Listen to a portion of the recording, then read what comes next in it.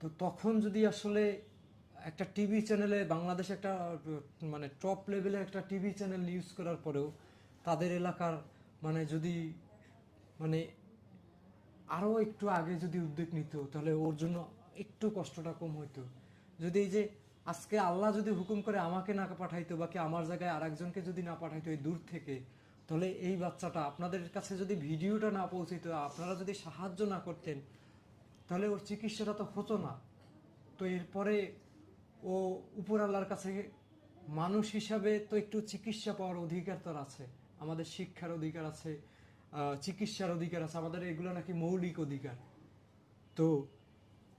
এই নিষ্পাপ মানে পবিত্র শিশুটা আল্লাহর কাছে কি একটু অভিযোগ করতো না যে আল্লাহ আমার দোষ কোথায় ছিল? আমি তো কোনো পাপ করি নাই, আমি তো কোনো ভুল করি নাই, মানুষ কেন আমাকে এত